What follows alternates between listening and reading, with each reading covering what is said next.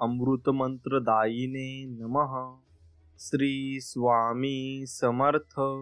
जय जय स्वामी समर्थ। स्वामी म्हणत आहेत, तुम्ही सर्व माझी जशी जमेल तशी पूजा करत आहात। शेकडो भक्त आहेत माझे, पण एक लक्षात ठेवा, या सेवेसोबत गरजू लोकांना मदत करणे, अन्नदान करणे, तसेच कोणाला फसवू नका आणि खोटे बोलू नका, कोणालाही चुकीचे सल्ले देऊ नका। ही सेवा ही मला जास्त प्रिय आहे आणि तुम्ही मला वेळोवेळी विसरतात तरीही मी तुमच्या सोबत असेन आणि भिवू नकोस, मी तुझ्या पाठीशी आहे, असं अनमोल वचन स्वामी आपल्याला देत आहेत। मित्रांनो, तुम्हाला जर असेच स्वामींचे चांगले आणि प्रेमळ संदेश पाहायचे असतील तर नक्कीच आपल्या चॅनलला सबस्क्राईब करा। धन्यवाद मित्रांनो। एक लक्षात घ्या की स्वामी आपल्या सोबत आहेत आणि तुमचा स्वामींवर अटळ विश्वास असेल तर नक्कीच कमेंटमध्ये लिहा, श्री स्वामी समर्थ, जय जय स्वामी समर्थ, आणि स्वामी राया आम्हाला सुखात ठेवा असं टाईप करा आणि व्हिडिओला एक लाईक नक्कीच करा। मित्रांनो, आपल्या मनासारखे घडले की माणसाला आपण खूप सुखी आहोत असे वाटते आणि त्यांच्या मनासारखे घडले नाही की दुःख त्याला वेटाळून बसते। व मानवी आयुष्यातले सुख दुःख हे मूलतः स्वार्थाशी जडलेले आहे आणि देह भावनेशी निगडीत आहे आणि प्रत्येकाची सुख दुःख अनुभवण्याची तरा वेगवेगळ्या मानसिक पातळ्यांवर रेंगाळणारी आहे। एक लक्षात घ्या की प्रत्येक वेळेला मनासारखे दान पडलेच असे नाही आणि मनासारखे दान पडले नाही म्हणून तुम्ही जर दुःखी व्हायला लागलात तर सुखाचा वारा अंगाला स्पर्शच करणार नाही। बहुतेक जीवांची सुखाची व्याख्या खूप सोपी आहे आणि ती म्हणजे सुख हे त्यांना अभिप्रेत असणाऱ्या सोयीशी निगडीत असते। मनासारखी सोय झाली की त्यांच्या तकलादू सुखाला भरती येते आणि मनाविरुद्ध घडले की यांचे कल्पित दुःख बळाबळा वाहू लागते। माझ्या प्राणप्रिय स्वामी भक्तांनो, एक सांगतो तेवढे काळजीपूर्वक ऐका। जगात सुख किंवा दुःख असे काहीच नाही, हे सारे मानवी मनाचे सुख दुःखाचे काल्पनिक खेळ आहेत। या काल्पनिक सुख दुःखाच्या पलीकडे जाण्याचा प्रयत्न करा। त्यासाठी फक्त नामस्मरण हा एकमेव उपाय आहे, कारण स्वामींचे नाम अखंडपणे घेत राहिलात तर सुख दुःखाचे हे वारंवार बसणारे धक्के कमी होत जातात आणि स्वामींचे नाम घेतलेत तर मन शांत होत जाते आणि आपली वृत्ती बदलते। स्वामी आपल्यासोबत आहेत हे नवे भान आपसुकपणे प्राप्त होते आणि थोडक्यात सांगतो की आपली वृत्ती स्वामी स्मरणाशी निगडीत होणे झाला मानवी आयुष्यात पर्याय नाही। आणि मग नामदेव महाराज म्हणतात त्याप्रमाणे, ध्यानी ध्याता मणी हाची येऊनी वैसे, गीती गाता वसे हृदय कमळी। स्वामींचे नाम सतत घेतले की स्वामी आपल्या हृदयात येऊन स्थानापन्न होतात आणि आपल्या मुखात जो अभंग उमटतो तो स्वामीच गात असतात। स्वामी एकदा का आपल्या हृदयात स्थानापन्न झाले की हजार पाकळ्यांची ही ब्रह्मकमळ आपोआप उमलून येते आणि स्वामी आपल्या पाठीशी असतात। प्रत्येकाच्या देहातील सर्व इंद्रिये, सर्व प्रकारची सुखे अनुभवायला खूप उत्सुक आणि असतात। ही सुखे प्राप्त व्हावी म्हणून प्रत्येकजण अक्षरशः धडपडत असतो। आश्चर्य याचे वाटते की या देहाला अपरंपार सुखे जरी मिळाली तरी माणसाची हाव कधी संपत नाही, की ह्या सुखांना तो कधी पूर्ण विराम देत नाही, त्यांना तृप्तीचा प्रसन्न क्षण कधी लाभतच नाही। आणि याचे कारण असे की देहाला पुरे म्हणायचे ठाऊकच नाही। आणि एक लक्षात घ्या की जोपर्यंत जीव देह भावनेने जगत राहतो ना तोपर्यंत अमृतमा त्याला घेरून टाकते आणि ह्या आंधळ्या जगत्याला खरे तर काहीच अर्थ नाही, परंतु हे आंधळेपण जाणीवपूर्वक स्वीकारून माणसे सुखाच्या मागे धाप लागेस्तोवर धावत सुटतात। एक दिवस असा उजाडतो की या सुखांना निरोप घ्यावा लागतो आणि शरीर थकून जाते। या क्षणी जगण्यातले वैरर्थ जाणून लागलेले असते आणि अशा वेळेला लक्षात येते की आपले आयुष्य फुकट गेले। म्हणून माझ्या प्राणप्रिय स्वामी भक्तांनो, तुम्हाला मी कळकळीने सांगतो की हे देह भावनेने जगणे कायमसाठी सोडा आणि स्वामींचे नाम अष्टप्रहर आपल्या जीवावर ठेवून या मानवी आयुष्याला भक्तीचा ज्ञानभारला आकार द्या आणि या क्षणापासून आपले सुख बाह्य वस्तूवर अवलंबून न ठेवता ते फक्त स्वामींच्या नामाशी निगडीत करा आणि सुखाला परावलंबी करू नका। ते स्वामी समर्थांच्या स्मरणाशी एकदा का जोडले गेले की तुमच्या शाश्वत आनंदाला पारावार राहणार नाही आणि स्वामींचे स्मरण हे स्वयंपूर्ण आणि आनंदाचे गच्च भरलेले आहे। या आनंदाने भरलेले स्वामी नाम तुम्हाला आनंदमय आयुष्य बहाल करेल आणि माझे तुम्हाला सांगणे आहे की निदान दिवसातून काही वेळ तरी नाम घेणे आवश्यक आहे। तसा मनाशी निश्चय करावा एक लक्षात घ्या की नामाच्या आड अनंत प्रकारची विघ्ने येतात. इतकेच काय, परंतु सुखाला अत्यंत लालचावलेला हा आपला देह आणि मन हे सुद्धा नामाच्या आड येते. ते सुखासाठी लालचावलेले मन प्रथम सांभाळावे आणि लोकांना त्यांच्या आणि प्रापंचिक संदर्भाच्या नादी अजिबात न लागता आपला स्वामी जप एका निष्ठेने चालू ठेवावा. कारण मानवी आयुष्यात नामस्मरणासारखा कल्याणकारी शाश्वत मार्ग दुसरा कुठलाही नाही. नामच शेवटी आपल्याला तारणार आहे आणि आयुष्यातला सर्वोत्तम आनंद नामस्मरणातच साठलेला आहे. एवढे लक्षात असू द्या आणि नामस्मरण करत राहा. बस एवढेच, आणि यातच तुम्ही तुमचं सुख शोधा. जेव्हा झाडाची मुळे जमिनीत पाण्याचा शोध घेत खोलवर जातात, तेव्हा जमिनीवरील झाड पाना फुलांनी आणि रसाळ फळांनी भारून येते, उंच उंच वाढते आणि आपल्या जवळील पुढे फळे देत वर पुन्हा घनदाट सावली देते. हे सारे केव्हा घडते तर मुळे जेव्हा जमिनीत खोल खोल स्वतःला गाळून घेतात आणि जमिनीतले पाणी शोषून घेतात, तेव्हा हे चैतन्यदायी झाड आनंदाने गाणे गात सर्वांगाने उमगवून येते. आणि याचा अर्थ असा की झाडाचे जीवन हे पाण्याशी आणि पाणी शोषून घेणाऱ्या मुळांशी लगडलेले आहे. आणि मानवी आयुष्य भगवंतेप्रमाणे तेव्हा बहारून येते जेव्हा नाम मुळाशी पाण्यासारखे गोळा होते. भगवंत भक्ती प्रथम मानवी मनात उमलून यावी लागते, तरच नाम उमलून येते. स्वामी समर्थांचे नाम ज्याच्या उत्कट भक्तीच्या मुळाशी आहे, ते जीवन सफल झाल्याशिवाय राहणार नाही. एक लक्षात घ्या की स्वामींचे नामस्मरण हा सर्व प्रकारच्या सत्कर्माचा पाया आहे. हा पाया मजबूत होणे अतिशय आवश्यक आहे. स्वामींच्या अखंड नामस्मरणाचा महत्वाचा पाया एकदा का रूढ झाला की मन हे चित्त शांत शांत होते. केवळ नामाची मोहर उमटते आणि त्याचा दृष्ट परिणाम म्हणजे स्वामींचा आश्वासक सूर आपल्या कानांशी निनादत राहतो. घाबरू नकोस बाळा, मी तुझ्या पाठीशी आहे. आणि स्वामींचे नाम आपल्या आयुष्यातला शाश्वत चैतन्य अर्पण करते. म्हणून माझ्या प्राणप्रिय स्वामी भक्तांनो, एक गोष्ट मी तुम्हाला वारंवार सांगू इच्छितो की आपण फक्त स्वामी नामाशी अनुसंधान ठेवावे, त्यांच्या चरित्राचे गायन करीत त्यांच्याच विचारविश्वात मग्न व्हावे. आणि स्वामींचे हे अलौकिक आयुष्य तुम्हाला नीट कळले तर तुमच्या मनातील भीती कायमसाठी संपुष्टात येईल. आणि त्याचा एक सुंदर दृश्य परिणाम असा घडेल की आपल्या प्रपंचात आपण जे काही प्राप्तनाद लाभलेले आहे त्यातच पूर्ण समाधान मानून राहू. आणि नाम हे आपल्या प्रपंच वृक्षाची मुळे करा. तुम्हाला स्वामी नामाचा आणि नामस्मरणाचा बहर मग आपोआप येईल. नामस्मरणाचा हा सहज सोपा मार्ग आपल्याला उपलब्ध असताना आपण इतर अशाश्वत मार्गाने पावले टाकत दुःखी आयुष्य कशाला स्वीकारायचे. स्वामींच्या स्मरणाचा फक्त भेद घ्या आणि बाकी काहीही नको. तेवढंच तुम्ही तुमच्या मनात ठेवा आणि स्वामींविषयी प्रेमळ भावना ठेवा. मग बघा तुम्हाला स्वामी कसे चमत्कार दाखवतात. अशी कितीतरी धनाढ्य प्रापंचिक माणसे आहेत की ज्यांच्याकडे सुखाला जणू पूर आलाय, सुख वाहून चाललेले आहे याची आपल्याला जाणीव होते. आणि अशा लोकांच्या वागण्या बोलण्यावरूनच, खर्च करण्याच्या पद्धतीवरून आणखी एक गोष्ट तीव्रतेने जाणवते की मीपणाने त्यांना डंख केलेला आहे. आणि प्रशस्त जागा, थंड हवेच्या ठिकाणी बंगले, फार्म हाऊस, अनेक बँकांमधून साठलेला अमाप पैसा, तऱ्हेतऱ्हेच्या गाड्या, उंची कपडे, तऱ्हेतऱ्हेच्या उंची पंचतारांकित हॉटेलमधून वावर, सर्व काही मुबलक वरवर पाहता यांचे सुख पाहून वाहून चालले आहे. आणि असे आपल्याला वाटते तरी हे धनाढ्य प्रापंचिक लोक सुखी समाधानी असतात का? मग जर आपण त्यांच्या अंतरंगात शिरलो की मग लक्ष येते की आपण त्यांच्या वरळीया अंगा भुललो आणि प्रत्यक्षात ते आपले दुःख लपवण्यासाठी हाताशी असलेला पैसा पाण्यासारखा खर्च करतात आणि काही काळ सुखाचा देखावा निर्माण करण्याचा यशस्वी होतात. आणि यांच्या उलट परिस्थितीने गरीब असलेली, एक वेळच्या अन्नाला महाग असलेली माणसे खूप सुखात असतात. अक्कलकोटच्या वाटेवर काही समाधानी माणसे जेव्हा भेटतात तेव्हा आपल्याला आश्चर्य वाटलेले असते. कारण अंगात धड कपडे तर नसतातच, परंतु खाण्यापिण्याची सोय सुद्धा भ्रांत असणारी ही माणसे मनाने मात्र प्रसन्न असतात. माझ्या प्राणप्रिय स्वामी भक्तांनो, केवळ स्वामीच्या नामातच गर्क असणारी ही भाग्यवान माणसे एका स्वामी स्मरणाव्यतिरिक्त काहीही जाणत नाहीत आणि स्वामींच्या नादात चालत असतात, स्वामींच्या नादात बोलत असतात.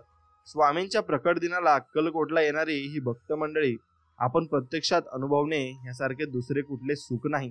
एवढे ध्यानात घ्या म्हणजे झाले. स्वामींच्या नामाची प्रचंड तळमळ लाभलेल्या या भक्तांचे आयुष्य जवळ पैसा नसताना सुद्धा सुखाने वाहत असते. आणि आपली सांपत्तिक परिस्थिती काहीही असो आणि आपली सामाजिक प्रतिष्ठा कुठल्याही पातळीवर रेंगाळणारी असो, एक लक्षात घ्या, स्वामी स्मरणाला पर्याय नाही. आणि याची जाणीव ज्या दिवशी होईल त्या दिवशी चैत्रबहर फुलून येतो आणि स्वामींचा सहवास, स्वामींशी अनुसंधान स्वामी भक्तांना अखंड चैत्रबहर अर्पण करते. आणि पैशात सुख नाही तर स्वामी नामातच हे सुख दडलेले आहे हे आपल्या लक्षात यायला लागते. मग स्वामी भक्तांनो, आपल्याला काही हवे आहे ही जाणीव ज्या ज्या क्षणी होईल ना, तो क्षण नव्या नव्या असम्य अशा दुःखाला जन्म देतो. आणि हे लक्षात येणे अत्यंत आवश्यक आहे. हे मी तुम्हाला का सांगतो आहे तर ही नवी हवी असलेली वस्तू मिळाली नाही तर माणूस दुःखी होतो, उदास होतो, त्याचे मन हिंपुटी होते. आणि कधी कधी काय होते तर हा दुःख जर माणूस तोल हरवून बसतो आणि जीवाला त्रास करून घेतो. आणि माझ्या नशिबात देवाने सुख लिहिलेले नाही अशी आक्रोशी बापा आणि भाषा सुरू करतो. म्हणून जणू काही आयुष्य संपुष्टात आले असे त्याला वाटू लागते. आणि समजा हवीविषयी वाटणारी वस्तू विना कष्ट सहजगत्या मिळाली तर त्याचे म्हणावे तेवढे समाधान न वाटता त्याची हाव वाढू लागते आणि ही हाव नव्या दुःखाला जन्म देते आणि नव दुःख बीजे पेरली जातात. या दुःखातून मुक्त होण्यासाठी काय करावे? मला अमुक एक वस्तू हवी आहे ही भावनाच खरे तर विसर्जित करायला हवी आणि मनातून ती हद्दपार करून टाकणे खरे तर आवश्यक आहे. आणि त्यापेक्षा मला स्वामींच्या स्मरणातच दंग व्हायचे आहे. आणि ही सुखद भावना वाढीला लावली तर सुखाला समृद्ध भरती आल्याशिवाय नक्कीच राहणार नाही. स्वामी माझे हवे नको पाहतील ही भावना वाढीला लावून स्वामींवर भार टाकणे खरे तर मानवी आयुष्यात सर्वोत्तम. आणि कारण स्वामीच आपला योग्यक्षेम पाहतील ही भावना दृढ करून स्वामींच्या नामात आपले मन अखंड गर्क झाले तर स्वामी आपली सर्व काळजी घेतात. आणि हा कित्येक स्वामी भक्तांचा प्रत्यक्ष अनुभव आहे. आणि आपण येणाऱ्या प्रत्येक प्रसंगाला सामोरे जात स्वामी ठेवतील त्या अवस्थेत समाधान मानले तर मी सांगतो मन आणि अवघे अस्तित्व फुलून येते. ही समाधानी वृत्ती वाढीस लागली की सर्वत्र स्वामींचे दर्शन घडून लागते. आणि तुम्हाला मी सांगतो की कशाचीही स्वप्नात सुद्धा अपेक्षा न बाळगता आपल्यापाशी जे जे आहे ते सर्व देऊन टाकण्यातच खरे सुख आहे. आणि हे ज्ञान आपल्याला फक्त स्वामीच देतात. म्हणून आपण स्वामी नामात गर्क राहायला हवे. आणि देहबुद्धीने वाढणारा अहंकार नष्ट करण्याची प्रक्रिया एकदा का सुरू झाली की नामात किती सुख दाटलेले आहे याचा साक्षात्कार घडतो. आणि मीपणा संपला की स्वामींचा साक्षात्कार निश्चित घडतो. म्हणून माझ्या प्राणप्रिय भक्तांनो, फक्त स्वामींच्या नामस्मरणात राहा. त्या सुखाची अमृत चव चाखा म्हणजे तुम्हाला सर्व काही लागेल आणि तुम्हाला परमसुख लाभेल. या विश्वातला प्रत्येक जीव वासनेतूनच जन्माला येतो. ही वासना जोपर्यंत जीव देहात नांदते आहे तोपर्यंत सोबत करीत राहते. आणि उन्हातून चालत असताना सावलीला जसे आपल्याला टाळता येत नाही ना, त्याप्रमाणे शरीरांतर्गत विजेसारख्या सळसळणाऱ्या वासनेला आपल्याला नक्कीच टाळता येत नाही. आणि मग त्याप्रमाणे शरीरांतर्गत विजेसारख्या तुमच्या सळसळणाऱ्या जी तुमची वासना असते ती आपल्याला धरून चालायला लागते आणि ती जीवाच्या सोबतीने जणू आपले अस्तित्व टिकून धरते. जोपर्यंत देहामध्ये वासना सळसळते आहे तोपर्यंत आपले नामस्मरण रंगत नाही की आपली हाक स्वामी समर्थांपर्यंत पोहोचत नाही. आपण ज्या क्षणी त्या देहातंगत वासनेला आणि विषयासक्त वृत्तीला ठेचून आपल्या शरीरातून बाहेर काढतो तेव्हा स्वामींना आपल्या प्राणाभरल्या हाका ऐकू जातात. परंतु होते काय तर विषयाशी पूर्णपणे निगडीत झालेल्या वासनेला शरीरातून खेचून बाहेर काढणे खूप कठीण जाते. आणि बहुतेक माणसाच्या शरीरात सुखाने नांदणाऱ्या विषय वासना आणि त्यांच्या मृत्यूनंतर संपुष्टात येतात. कारण वासना आणि विषयासक्त मन किती प्रयत्न केले तरी जाता जाता जात नाहीत. त्यासाठी दृढ संकल्पच करावा लागतो तरच वासना संपुष्टात येतात. आणि मग स्वामी समर्थांचे नाव आपण अखंड घेण्याचे व्रत स्वीकारले तर मात्र वासना संपुष्टात येतात. आणि हा अनेकांचा अनुभव आहे. त्यासाठी काहीही कष्ट करावे लागत नाही की वेगळा वेळ काढावा लागत नाही. स्वामींच्या निकट सहवासातच मी राहीन एवढा एक संकल्प करून त्यांच्याजवळ नामस्मरणाच्या सहाय्याने राहण्याचा प्रयत्न करा. हा माझा प्रपंच स्वामीच चालवतात, मी निमित्त मात्र आहे. त्यांची कृपा म्हणून आमचे उत्तम चाललेले आहे असे उद्गार जेव्हा तुमच्या मुखातून वारंवार निघू लागतील तेव्हा खुशाल समजा की तुमचा स्वामी सहवास खात्रीपूर्वक सुरू झाला आहे. आणि हा आध्यात्मिक प्रवास स्वामींच्या साक्षीने एकदा का सुरू झाला की तुमच्या आयुष्याला नामस्मरणाचा सुगंध सुटेल. आणि प्रपंच न सोडता फक्त मीपणाचा अहंकार सोडायचा आणि सर्व कर्तव्य पार पाडताना स्वामी नाम घेत राहायचे.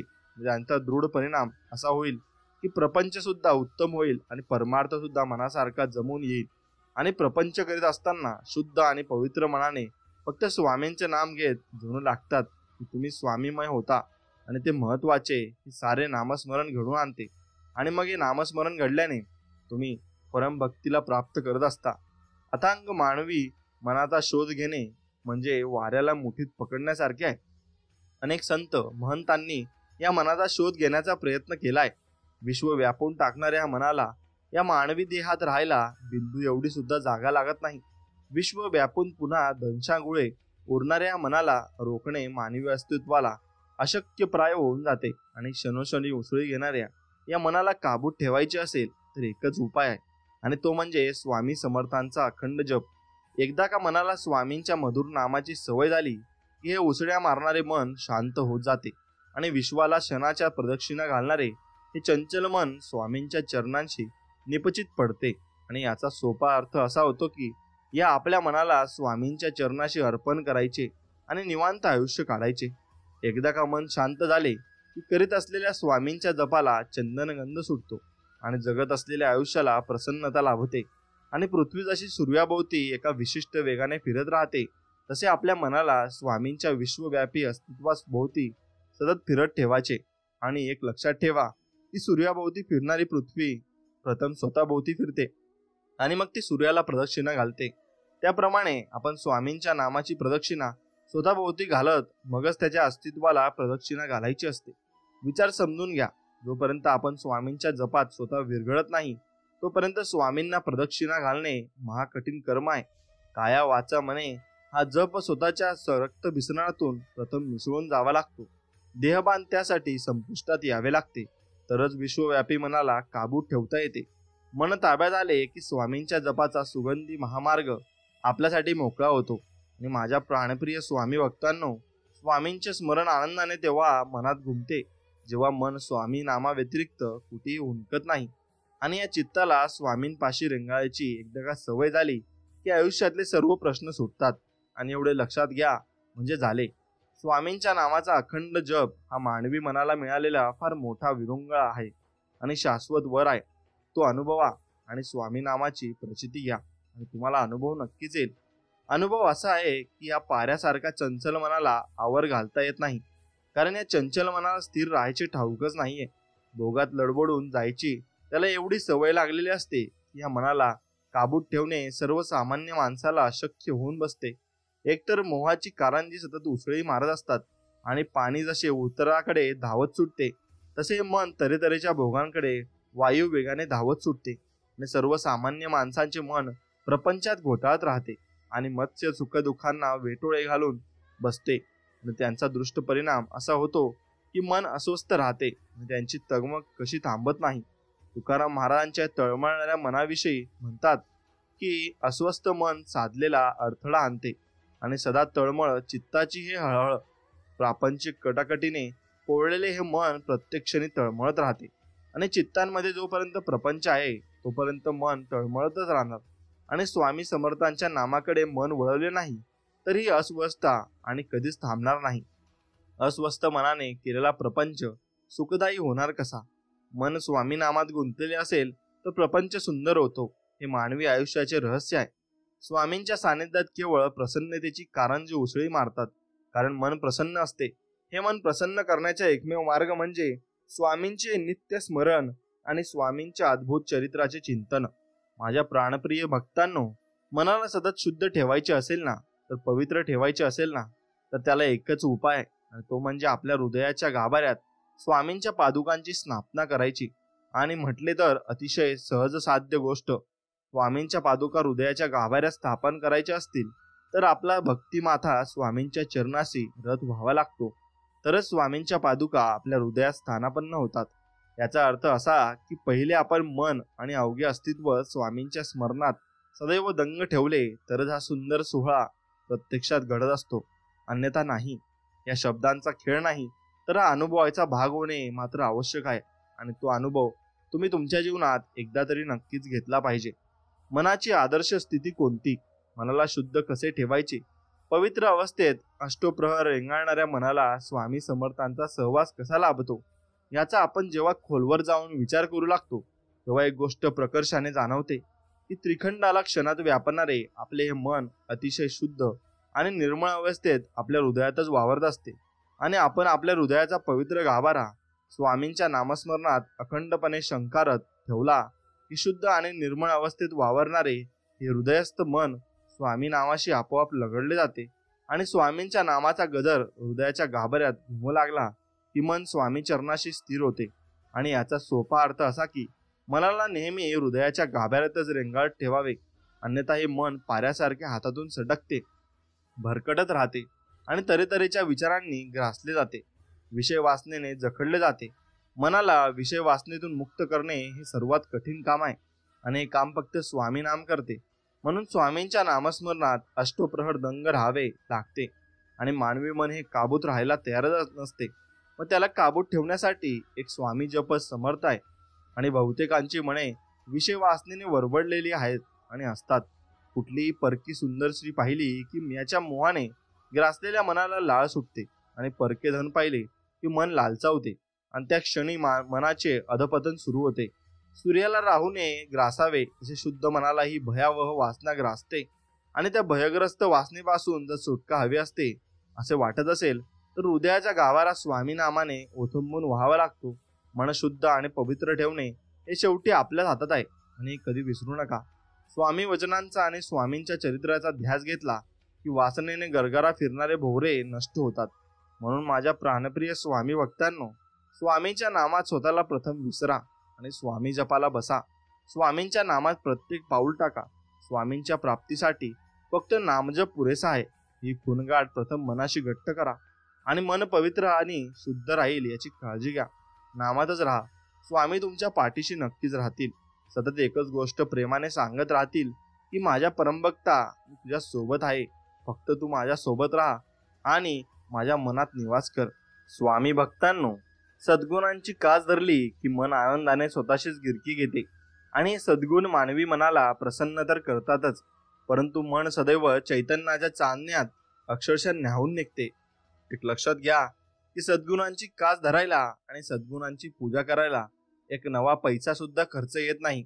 त्यासाठी एकच करावे लागते, कुणाचीही निंदा करण्यासाठी जिवेचा वापर करायचा नाही आणि दुसऱ्यांच्या धनाची कधी अभिलाषा धरायची नाही. परखीकडे वाकड्या नजरेने लाळ गाळत बघायचे नाही आणि कुणालाही यातना होतील असे चुकूनही बोलायचे नाही. एकदा मन अभिलाषेपासून मोकळे झाले की स्वामींचे नाम आपोआपच मनात घुमायला लागते आणि मन सद्गुणांनी एकदा का व्यापले की स्वामींच्या प्राप्तीसाठी कसलेही कष्ट पडत नाहीत. फक्त विश्वास आणि अखंड प्रेम आपल्या स्वामी सहवासात मिळवून देते. आणि काम करताना एका जागी स्वस्थ बसलेले असताना झोपेत सुद्धा मनाला जर सवय लागली की फक्त स्वामींच्या नामाचा जप करायचा तर आयुष्यभर केवळ आनंदच पाजरत राहील. एक लक्षात घ्या, आपणच आपल्या साधका व्यवस्थेचे शिल्पकार असतो.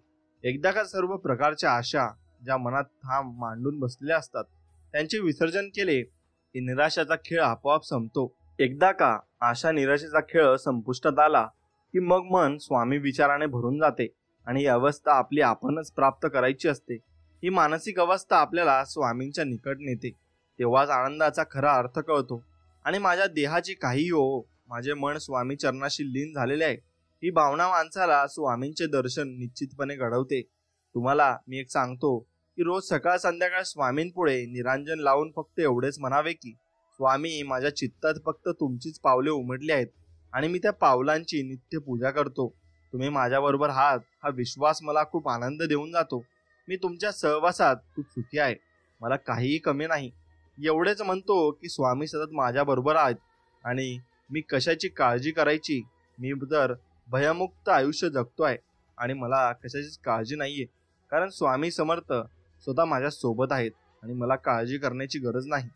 माझ्या भक्तांनो, असं स्वामी म्हणतात, तुम्हाला एक सत्य सांगतो की प्राण्याहून प्रिय अशा हव्या हव्याशा वाटणाऱ्या गोष्टींची आपल्याला ओढ लागली की काहीही सुचेनासे होते आणि त्या प्राणप्रिय गोष्टीं वाचून काहीही नकोसे वाटू लागते. जीव त्या गोष्टींभोवतीच मग घुसमटत राहतो. आणि तुम्हाला दृष्टांताच्या भाषेत हे सारे जरा नीटपणे सांगतो. आईला सुख प्राप्त करून देणाऱ्या सर्व गोष्टींचे जरी आमिष दाखवले तरी तिला फक्त तिचे प्राण भारले लेकरूच हवे असते. तीच गोष्ट त्या लेकराशी सुद्धा असते आणि आई व्यतिरिक्त त्याला या विश्वातले दुसरे काहीही नको असते. त्याप्रमाणे स्वामी समर्थांची एकदा का ओढ लागली की स्वामी व्यतिरिक्त खरे तर काहीच नकोसे वाटते. फक्त स्वामींचा सहवास हवा हवासा वाटतो. असे कितीतरी स्वामींचे भक्त मी प्रत्यक्ष अनुभवले आहेत की ते अष्टप्रहर स्वामींचे गाणे गात राहतात आणि स्वामींविषयी बोलत राहतात. सतत मठात जाऊन स्वामींच्या पादुकांवर आपला भक्ती माता ठेवतात आणि चार लोकात वावरत असताना आणि आपली सर्व कामे करीत असताना ते स्वामींना साक्षीला ठेवून आपला प्रत्येक व्यवहार करीत राहतात. आणि नदीला फक्त समुद्र भेटीची ओढ असते आणि त्यासाठी दऱ्या खोऱ्यांतून उड्या मारत, प्रचंड पर्वतांना वळसे घालत, वाटेत आलेली घनदाट जंगले बुडवीत आणि तुडवीत ती आंधळ्या वेगाने जशी धावत सुटते आणि समुद्राच्या उरात वेगाने शिरते, तसे स्वामींचे परमभक्त करीत असलेल्या प्रपंचाला सर्व प्रकारच्या असह्य अडचणींना तोंड देत आणि दुःखांना सामोरे जात पर्व प्रातः प्रापंचिक अडचणींना वळसे घालत स्वामींच्या सहवासासाठी अक्षरशः सुसाट धावत सुटतात. आणि त्यांना वाटते की फक्त स्वामींच्याच कुशीत शिरावे आणि फक्त त्यांनाच आपली सुखदुःखे सांगावीत आणि त्यांच्या सहवासात प्रत्येक श्वास घ्यावा. स्वामींच्या दर्शनाने शांत व्हावे आणि सूर्यफुलांना जसे फक्त सूर्याचीच वेळ असते तसे स्वामी भक्तांना फक्त स्वामीचेच वेळ लागलेले असते. आणि एका स्वामी जपा व्यतिरिक्त त्यांना काहीही आपल्या आयुष्यात सुचत नाही. त्यांना फक्त स्वामींचा जप सुचत असतो आणि स्वामींविषयी त्यांची चिंता वाढत असते आणि ते फक्त स्वामींविषयी विचार करत असतात. ती भक्ती अवस्था एकदा का प्राप्त झाली की सर्वत्र स्वामींची पावले दिसू लागतात आणि त्यांच्या अमृत भारल्या स्वरांना गुंजारा ऐकत आपण ऐकू लागतो आणि त्यांच्या अस्तित्वाचा चंदनगंध अनुभवत राहतो. स्वामी चिंतनात आपण मनाने सतत वावरत राहतो. यासारखे दुसरे सुख कुठेही नाही आणि यासारखे सुख तुम्हाला कुठे मिळणारही नाही. जे स्वामी नामात सुख आहे ते कशातच नाही आणि ते मिळणारही नाही.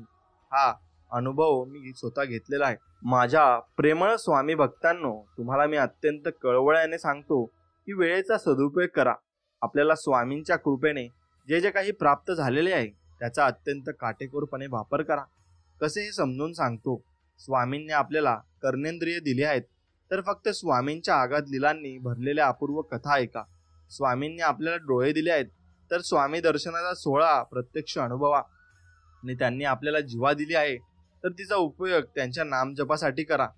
पाय दिले आहेत तर त्यांचा वापर अक्कलकोटला जाण्यासाठी करा. सांगायचा मुद्दा असा की वेळेचा सदुपयोग करा आणि इंद्रियांचा स्वामी सहवासासाठीच फक्त वापर करा. स्वामींचे अस्तित्व एवढे हवेहवेसे वाटणारे आहे की फक्त त्यांच्या चिंतनात डुंबून जा आणि स्वामींचा सहवास हा पौर्णिमेच्या चांदण्यासारखा शीतल आणि सुखदायी असतो. याचा प्रत्यक्ष अनुभव घ्या आणि आपल्याला सुदैवाने मानवी जन्म प्राप्त झालेला आहे आणि त्याचा उपयोग आणि सदुपयोग हा केवळ स्वामींच्या सहवासासाठीच करा आणि त्यांच्या अवतीभोवती रेंगाळत आपला आयुष्य प्रवास आनंदाने करा. एकच गोष्ट मनाशी बाळगा की स्वामींच्या कृपेने आपल्याला दृष्टी प्राप्त झालेली आहे आणि तिचा उपयोग मी केवळ स्वामींच्या दर्शनासाठीच करेन आणि स्वामींची उमटलेली पावले पाहीन आणि स्वामींच्या पादुका डोळ्यात साठवीन. स्वामींचे सगुण साकार मी दर्शन नक्कीच घेईल आणि स्वामी नामात मी गुंगून राहील. स्वामी समर्थ हेच माझ्या आयुष्याचे आनंद निदान आहेत आणि हे मी माझ्या वाणीने सांगेल आणि स्वामींचे उपभोगलेले अनुभव सर्वांना कथन करेन. एकदा का ज्ञानेंद्रिय आपण स्वामींभोवती केंद्रित केली की आयुष्याला चैतन्यदायी वसंत पावली फुटल्याशिवाय राहत नाही. कारण ही ज्ञानेंद्रिय स्वामी दर्शनाचा प्रत्यक्ष सोहळा घडून आणतात आणि पावले अक्कलकोटच्या वारेवर सतत रेंगाळू लागली की आनंद दिशेचा शोध लागतो. एवढेच जरा ध्यानात घ्या. विठ्ठल भक्तांना जसे पंढरपूर तसे स्वामी भक्तांना अक्कलकोट आहे. स्वामींच्या कृपेने आपल्याला चालायला पाय लाभलेले आहेत आणि स्वामींनी हात जोडायला बुद्धी दिली आहे आणि त्यांचे नामस्मरण करायला जीवा दिली आहे.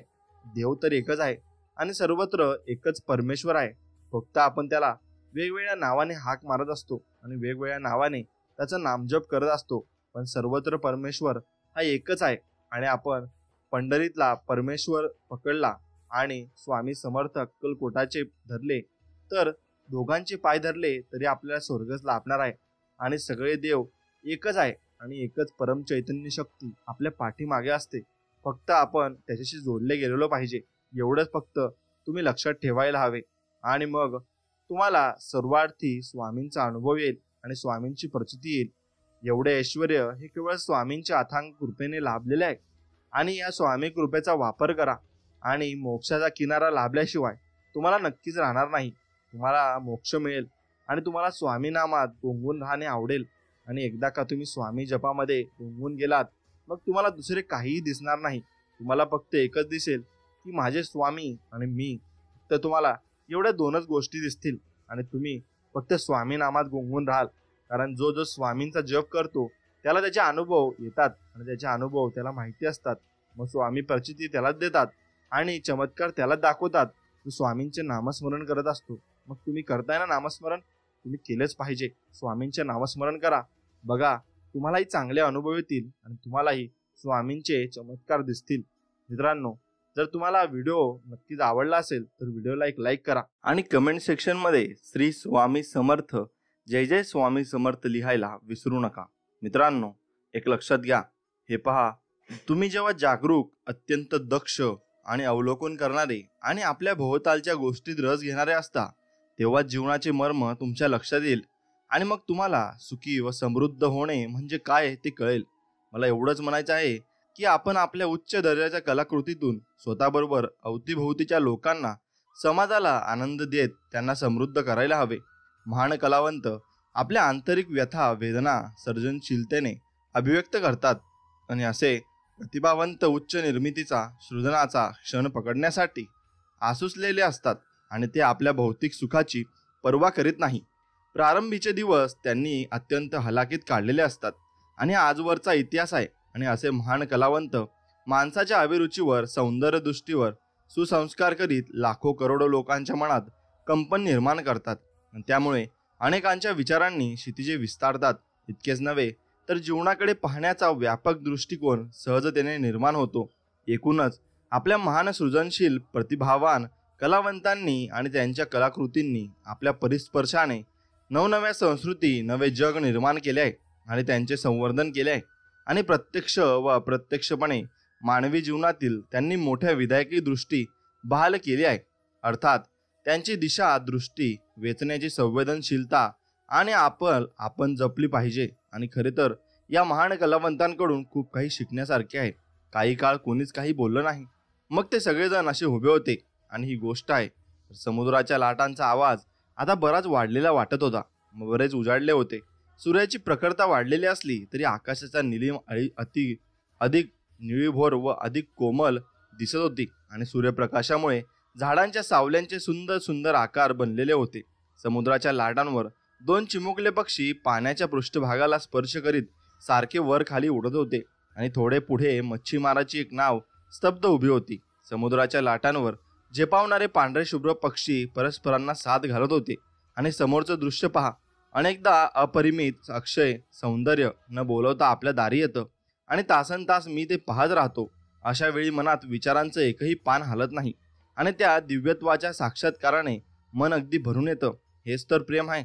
मग एक क्षणी त्या दोघांकडे वळून रिलेंनी पाहिले आणि म्हणाले, ते आपण जसजसे शहरी होत जातो तसतसे आपले निसर्गाशी नाते तुटत जाते. एक सांगू, जेव्हा आपला निसर्गाशी संपर्क तुटतो तेव्हा मानवतेशी आपला संपर्क तुटतो. मग आपले कोणाशीही नाते राहत नाही, ना शेजाऱ्यांशी, ना पत्नीशी, ना स्वतःशी.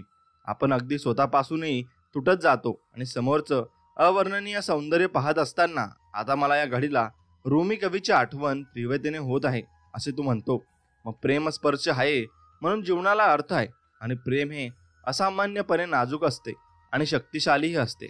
प्रेम करणे म्हणजे जे काही अविनाशी आहे त्याबद्दल तरल सावधान राहणे आहे. मित्रांनो, मी तुम्हाला एक प्रश्न विचारू का? त्या उद्योजकाने प्रश्न विचारला. मग त्यावर रिले म्हणाले, अगदी मोकळेपणाने विचारा.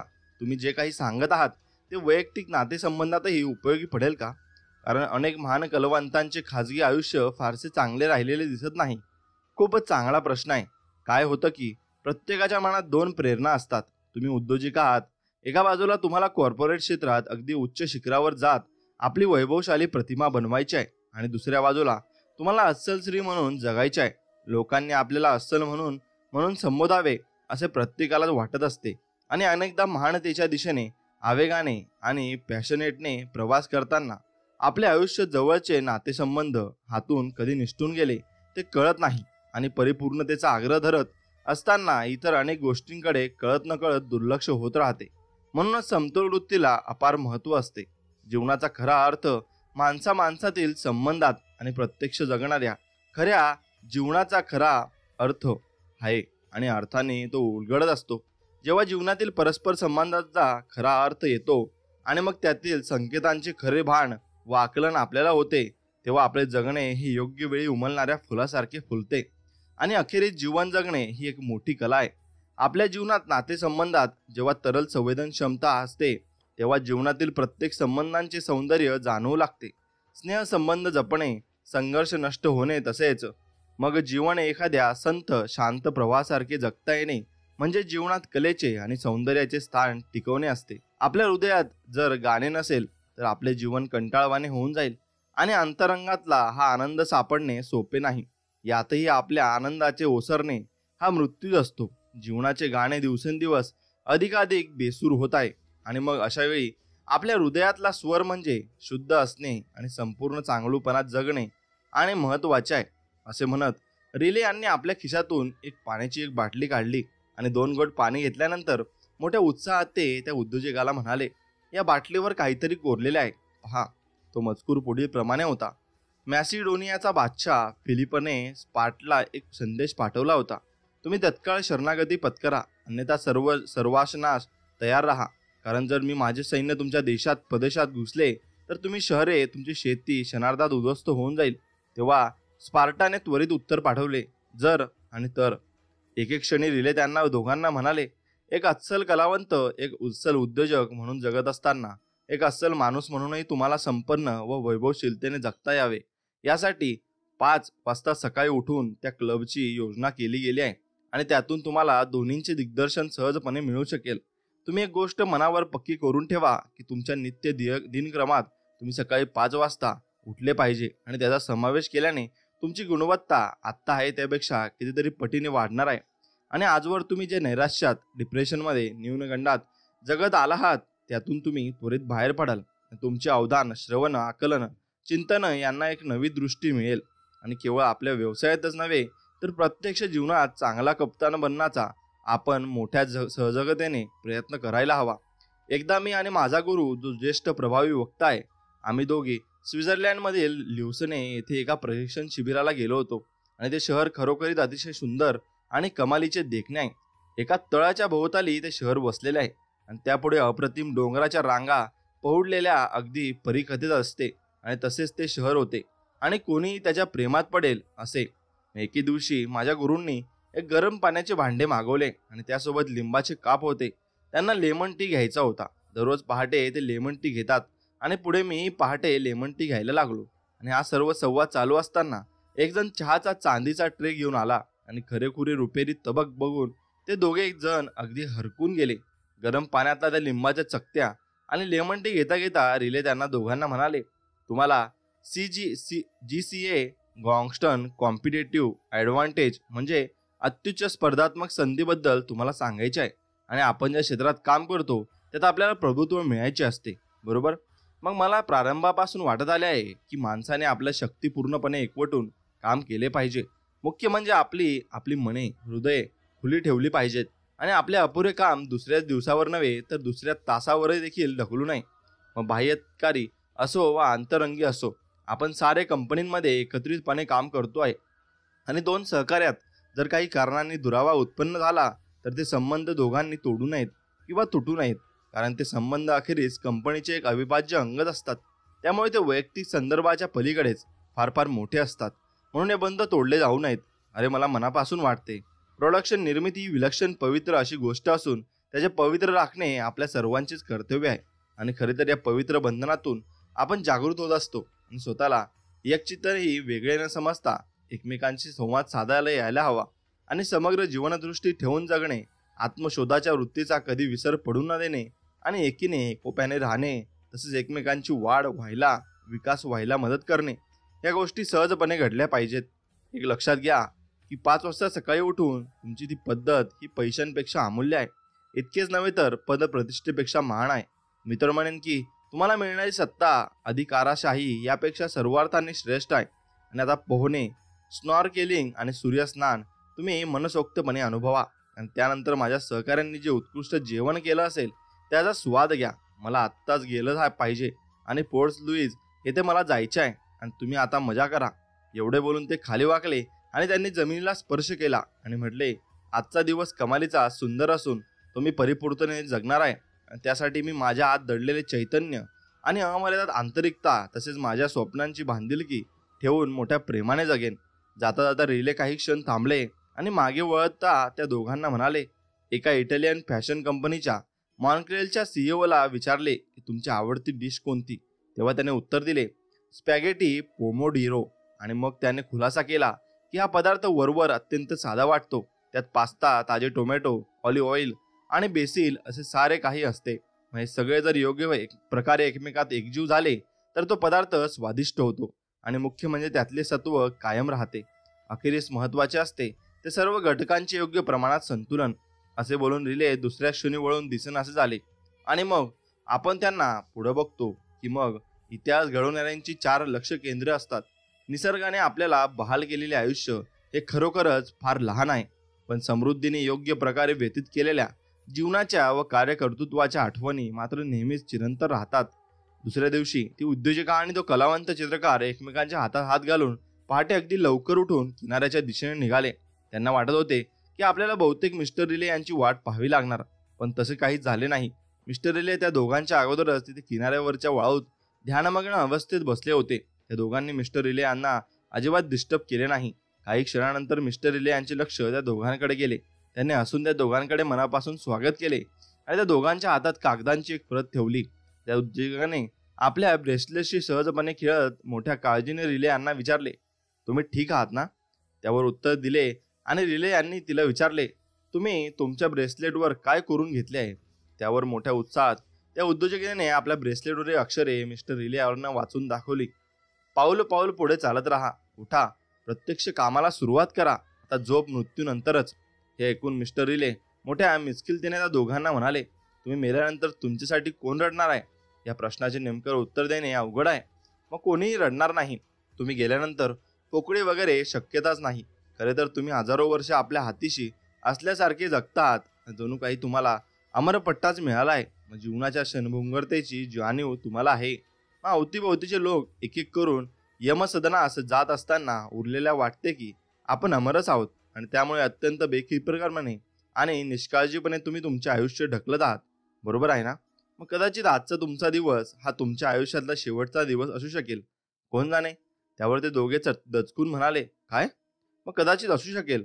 उद्या आपण जिवंत असू याबद्दल तुम्हाला खात्री आहे? मग तुम्ही जीवनाला गृहीत धरतात आणि जीवन हे सतत तेच ते राहत नाही. झाडावरून गळून पडणाऱ्या पाण्यासारखी प्रत्येक गोष्ट अशाश्वत आहे. काही टिकून राहत नाही. बदल आणि मरण हे अपरिहार्य आहे. म्हणून या मृत्यूची जाणीव ठेवून तुम्हाला जगता आले पाहिजे. रिले यांचे ते उद्गार ऐकून ते दोघं विलक्षण गंभीर झाले. आणि मी काल पुन्हा सीईओ युजीन ओकिलचे आत्मचरित्र चेसिंग डेलाइट वाचले आणि आयुष्यातील संध्याकाळ जवळ आलेली असल्यामुळे आयुष्याच्या संधी प्रकाशात मागोवा त्यात घेतला आहे. आणि केवळ अप्रतिम एक क्षणी त्याच्या लक्षात आले की आपण आयुष्य फार थोडं राहिलेलं आहे. प्रथम तो हादरलाच, पण लगेचच त्यांनी स्वतःला सावरले, स्वतःला बजावले, जीवन क्षणभंगुर आहे असे ना, पण ते तेवढ्या क्षणापुरते तरी खरे आहे ना. मग त्यामुळे आलेला प्रत्येक क्षण मोठ्या प्रेमाने, पूर्ण क्षमतेने, समग्रतेने जगायचा त्यांनी निश्चय केला. आणि प्रत्येक क्षणाचे नियोजन त्यांनी केले आणि जुन्या मित्रमैत्रिणींची गाठ घेतली. काहींची मनापासून क्षमा मागितली. निसर्गाच्या वाटेवर मनसोक्त भटकंती केली. पूर्ण वर्तमानाच्या क्षणात संपूर्ण अख्खा दिवस जगण्याची कला अखेर त्याने आत्मसात केली. ग्रेट. न राहून ती उद्योजिका म्हणाली, काल रात्री मी diving bell and the butterfly हा चित्रपट पाहिला. एका अच्युत स्थानी असलेल्या एका प्रभुत्वाची व्यथा आणि कथा यात चित्रित केलेली आहे. फ्रेंच मासिक एले याचा संपादक होता. त्याचे नाव जीन डॉमिनिक बॉबी आणि त्याला पॅरालिसिस झाला. त्यामुळे त्याची उजवी बाजू संपूर्णपणे निकामी झाली होती. शरीर बधीर झाले असूनही त्याचे मन, त्याची बुद्धी आणि मुख्य म्हणजे त्याची संवेदनशीलता त्रिवतम होती. आणि त्याच्या काही सहकाऱ्यांनी त्याला सायलेंट अल्फाबेट नावाची एक संपर्क भाषा शिकवली आणि मग त्याचे डोळे मिचकावून अक्षरे, शब्द तयार करून स्वतःला अभिव्यक्ती करी. आणि अशा अथक परिश्रमातून त्याने पुढे आपल्या अनुभवांना शब्दबद्ध केले आणि अर्थात त्याकरता त्याला जवळजवळ 2 लाख वेळा आपले पापणे फडकावे लागले. तुम्हाला सांगतो, अखेर त्याने आपले पुस्तक पुरे केले. आणि खरंच सांगतो, या जगात अशी माणसे आहेत की त्यांच्याकडे काही म्हणजे काही नाही आणि काही असाध्य रोगाने पछाडलेले आहेत. काहींना वेदना, गरिबी यांनी ग्रासलेल्या आहे. काहींना हात नाहीत, काहींना पाय नाहीत, पण असे असूनही जीवनावरची श्रद्धा त्यांनी एकटी किंचितही कमी होऊ दिलेली नाही, हे पाहण्यासारखे आहे. तक्रारी समर्थपणे कणेने धाय मोकळून रडणे यांना त्यांनी थारच दिला नाही. म्हणून म्हणतो, लक्षात घ्या की प्रत्येक क्षणस्थ वृत्तीने अनुभव त्याला चमत्कार अनुभवा. आणि प्रसिद्ध गीतकार वॉरेन झेवांचा ज्यावेळी लक्षात आले की आपल्याला असह्य आजार झालेला आहे, तेव्हा एके क्षणी तो आपल्या मित्रांना जे म्हणाला ते उद्गार मला विलक्षण शहाणपणाचे वाटतात. तो म्हणाला, प्रत्येक क्षणी कृतज्ञ राहा. आपल्या अंतर्यामातल्या चैतन्याला, तेजाला, तसेच आपल्या सृजनशील शक्तीला प्रज्वलित करून त्याची मशाल हातात धरत पुढील प्रवास करा. तुम्हाला संपूर्ण मुक्ततेत, निष्ठेत, रिक्त मनाने पुढील प्रवास करायचा आहे. असो, आता हे मॉडेल बघा. इतिहास घडवण्याची 4 लक्ष केंद्र आहेत. एक म्हणजे भांडवलीकरण बुद्धांक, 2 म्हणजे विचलितपणापासून मुक्तता, आणि 3 म्हणजे वैयक्तिक प्रभुत्वशीलतेकडे, 4 म्हणजे दिवसाचे वैभव संपादन करणे. आता महान इतिहास घडवण्याचे पहिले लक्ष केंद्र भांडवलीकरण बुद्ध्यांक आहे. जेम्स ब्लाईन या मानसशास्त्रज्ञाने भांडवलीकरण बुद्ध्यांक ही संकल्पना मांडली आणि विशदही केली. इतिहास घडवणारा व्यक्ती निसर्गदत्त मिळालेल्या देणगीवर अवलंबून न राहता अधिकाधिक श्रम करून आपली बुद्धी, प्रज्ञा आणि मानसिक शारीरिक संपदा, अवधान, आकलन शक्ती आणि तसेच भरपूर काही गोष्टी त्या आपल्या विकसित करत असतात. आणि त्यांच्या मते सर्व काही आपल्याला मिळणार आहे आणि आपल्याला मिळत राहते. तसेच चिंतनशीलता यास प्रामाणिकपणाने विकसित करतात. अर्थात या प्रवासात बांधिलकी, आत्मसमर्पण, कठोर रियाज हा आवश्यक असतोच. मग यश हे तुमच्या आतून, जिद्दीतून आकाराला येते आणि बाहेरून नाही. आपली मानसिक तयारी प्रचंड असेल आणि आपण पुरेसे कणखर असू तर यश आपलेच असते. फक्त आपल्या त्या ऊर्जेचा संपूर्ण विनियोग आपल्याला करता यायला हवा. आणि प्रत्येकाकडे महान कल्पनाचित्रे असतात, पण फारच थोडे त्यांचा पाठपुरावा करतात. आणि खरे तर त्यासाठी खूप दूरवरचा प्रवास करावा लागतो, अन्यथा आपण सामान्यच राहू. प्रतिभाशाली कल्पनाशक्तीतून अनेक गोष्टी उदयास येतात आणि तुम्हाला तुमच्यातील सृजनशीलतेला विकसित करायचे आहे. आणि तुम्ही प्रत्येक क्षणाला शिकण्यासाठी नक्कीच जागे राहिले पाहिजे. एकूणच तुमच्याकडे तीव्रतम इच्छाशक्ती हवी, जिद्द हवी, कारण त्यावरच तुमचे यश अवलंबून असते. महान स्वप्ने डोळसपणे बघणे आणि वास्तवात ती स्वप्ने आणण्यासाठी योग्य दिशेने व दृष्टीने काम करीत राहणे महत्त्वाचे आहे. अपयशातूनही तुम्हाला खूप काही शिकायला मिळते. आपली भीती आणि संशय यावर मात करा आणि त्यांना थेट सामोरे जा. मग बघा, तुमच्यासाठी एक नवीन जग आकारात येईल. आणि सांगण्याचा मुद्दा हाच की उच्चतम भांडवलाचे संवर्धन तुम्हाला करायचे आहे. आणि अर्थात त्यासाठी पहाटेच्या वेळेचा सर्वोत्तम विनियोग करीत स्वतःकडे खास लक्ष देणे नक्कीच गरजेचे आहे. आणि तुम्ही स्वतःकडे लक्ष हे दिलेच पाहिजे आणि स्वतःवर काम केलेच पाहिजे. अल्बर्ट कामो हा फ्रेंच तत्वज्ञ म्हणतो, स्वतः पूर्णतः स्वतंत्र होत आपल्या अस्तित्वाला सर्वांगाने अर्थपूर्ण करीत बंडखोरीत जगा. असे म्हणत मिस्टर रिले यांनी आपल्या पाठीवरील गोंदवलेल्या आगीत पुन्हा आकाशात झेपावणाऱ्या फिनिक्स पक्षाचे रेखाटलेले चित्र त्या दोघांना दाखवले. आणि त्यावर मोठ्या उत्साहात ते उद्योजिका रिले यांना म्हणाली, मला तर या प्रेरणेची मोठी गरज होती. आता मात्र मी मनाला कमालीचे शांत करीन आणि मोठ्या कृतज्ञ भावनेने सृजनशीलतेसह पुढील वाटचाल मी नक्कीच करीन. आणि मुख्य म्हणजे तुम्ही म्हणता त्याप्रमाणे पहाटेचा वेळ आपल्या स्वतःच्या उन्नतीसाठी आणि स्वप्नांच्या नियोजनासाठी, फुलण्यासाठी, विकसनासाठी खर्ची घालीन. त्या चित्रकाराने लगेचच हसून मोठ्या उत्साहाने प्रतिसाद देत म्हटले, तू अगदी माझ्या मनातलं बोललीस. एकमेकांना अहोजाहो करणारे ते दोघे जण एकेरीवर आल्याचे पाहून रिले अगदी खुश होऊन गेले. आणि ते सहजपणे त्यांना म्हणाले, तुमच्या दोघातली प्रेमभरी मैत्री पाहून मी अगदी खुश होऊन गेलो आहे. तुमचा आता स्वर एकच होऊ लागलाय. आणि तुम्हाला सांगतो, प्रेमासारखी दुसरी सुंदर गोष्ट नाही. प्रेम असणे म्हणजे मैत्रीपूर्ण असणे. जेव्हा तुमच्यात प्रेम असते तेव्हा तुमच्या शत्रूतून असते. आणि आताही हृदयाची व हाताची उदारता हा तर मैत्रीचा प्रारंभ आहे. आणि जेथे मैत्री असते तिथे चांगुलपणा व हेतुविरहित करुणा असते. अशी अवस्था की ज्यात मन करुणेने भरलेले तरी काळजीचे तटस्थ असते. प्रेमाचा स्पर्श हा करुणामय आणि मोठा सौंदर्यपूर्ण असतो. असो, सांगायचा मुद्दा हाच की महान व्यक्ती दर आठवड्यात सुमारे 7-8 तास काम करतात. आणि मग त्यांचे काम आठवड्यातले 6 दिवस आणि दररोज 10 तास किंवा अधिक वेळ सुरू असते. मग ते पहाटे लवकर म्हणजे 5ला उठतात. सकाळी 7 ते 8च्या दरम्यान ते दिवसाचे काम सुरू होते आणि ते काम अगदी उशिरापर्यंत चालते. एकाने म्हटले की आठवड्यात 6 दिवसांपेक्षा कमी काम करणारा कोणीही माणूस एक यशस्वी माणूस झाल्याचे माझ्या माहितीत नाही. मग प्रत्येकाच्या मनात स्व बद्दलची एक प्रतिमा असते, स्वबद्दलची काही एक कल्पना असते. आणि 20व्या शतकातील मानवी सामर्थ्य, क्षमता आणि विकासातील एक फार मोठे यश मानले जाते. एकूणच तुमची विचार करण्याची पद्धत, तुम्हाला स्वतःविषयी काय वाटते ते या सगळ्यांच्या गोळाबरीजातील स्वतःबद्दलची कल्पना असे म्हणतात. मग तुमची स्वतःबद्दलची कल्पना जशी असेल त्यांच्याशी सुसंगत असे तुमचे बाह्य वर्तन असते. मग माणसे त्यांच्या रोजच्या आयुष्यात जसे वागतात आणि जे काही करतात त्यावरून ती स्वतःविषयी काय विचार करतात आणि स्वतःविषयी त्यांच्या काय भावना आहेत, स्वतःबद्दल त्यांच्या मनात कोणते ठाम विश्वास आहेत, हे सारे काही ओळखता येते. आणि माणसाच्या स्वप्नाबद्दलच्या कल्पनेत सुधारणा झाली तर त्यांच्या बाह्य वर्तनातही सुधारणा घडून जेव्हा येते, तेव्हा तुम्ही स्वतःबद्दल सकारात्मक, विधायक आणि आर्थिकदृष्ट्या यशस्वी असल्याचा भावना आणि विचार निर्माण कराल. आणि तेव्हा त्यांच्याशी सुसंगत असे तुमचे बाह्य वर्तन होऊ लागते. शेवटी तुम्ही खरोखरीच तसे होता. एकूणच तुमचे बाह्य वर्तन हे तुमच्या मनातील विचार, भावना, विश्वास, कल्पना आणि मूल्ये यांच्याशी सुसंगत असायला हवे. आणि ते सुसंगत तुम्ही नक्कीच केले पाहिजे. एक साधी गोष्ट लक्षात घ्या की प्रत्येकात महान बनण्याची क्षमता व योग्यता दडलेली असते. पण असे असूनही फार थोडे त्याबाबत जागरूक असतात. काही जण वाटेतूनच अर्थवट फिरतात, काही वाटेतल्या अडथळ्यांना घाबरतात. मग ते नैराश्य, नकारात्मकता, एकटेपणा यांनी ग्रासले जातात.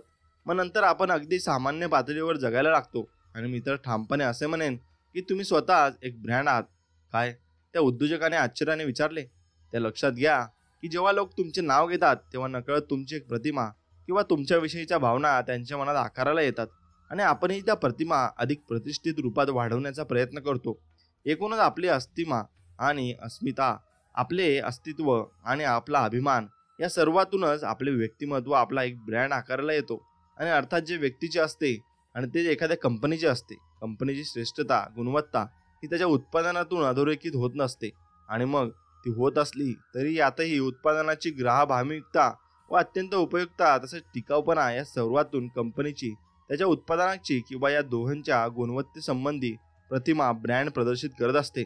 आणि त्या ब्रँडचे क्रांतिकारकत्व, सत्व, गुणात्मक तसे मूल्यात्मक ओळख ब्रँडला तयार करायची असते.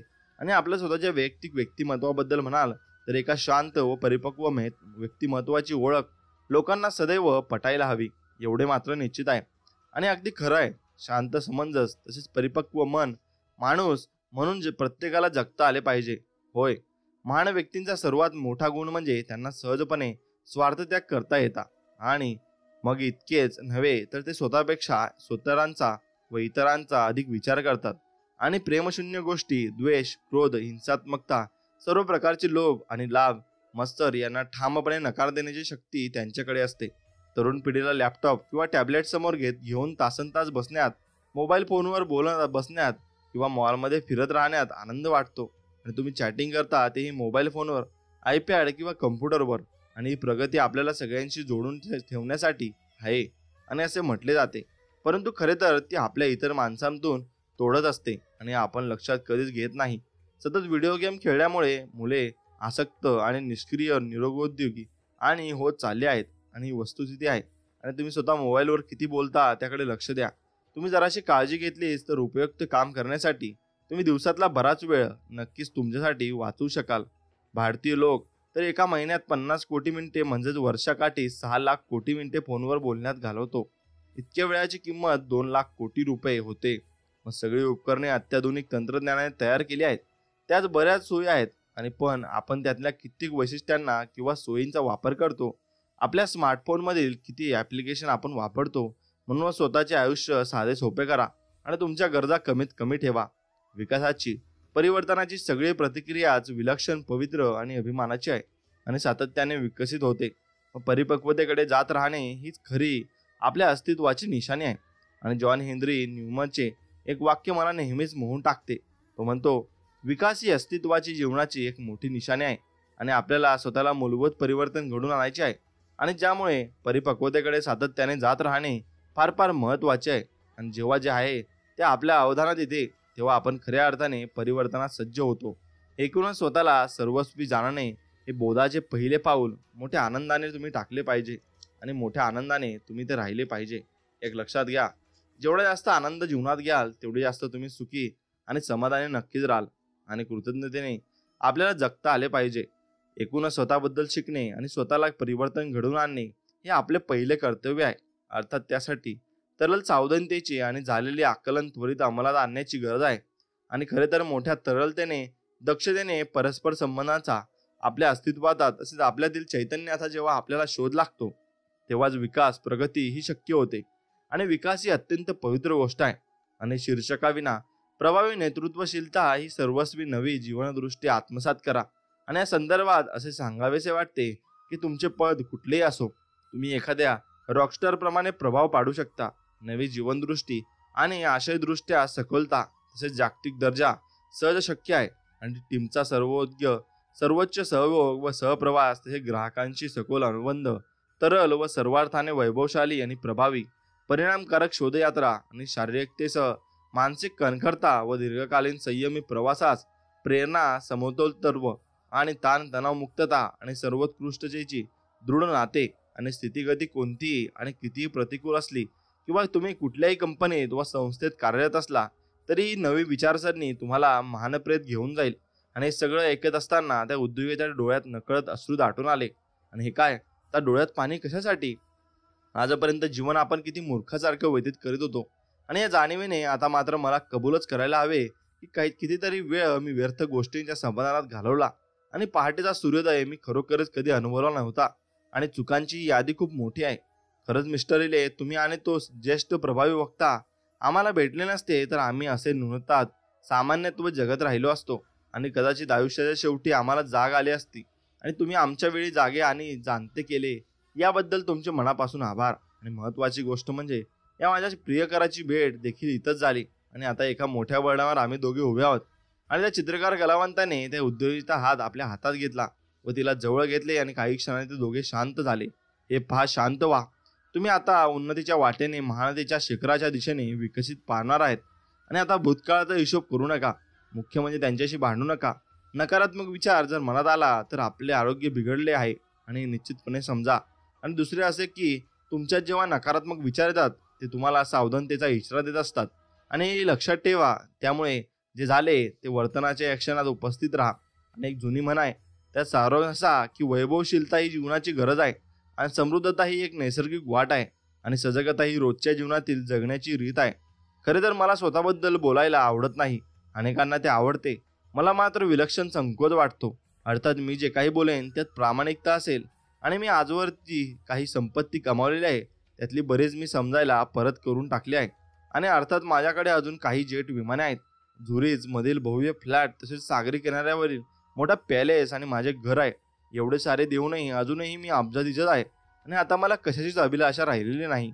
एक गोष्ट मला नेहमी सतावत आहे की आपण सारेजण आपल्या आंतरिक श्रीमंतीपासून निसर्गापासून तुटत चालले आहोत.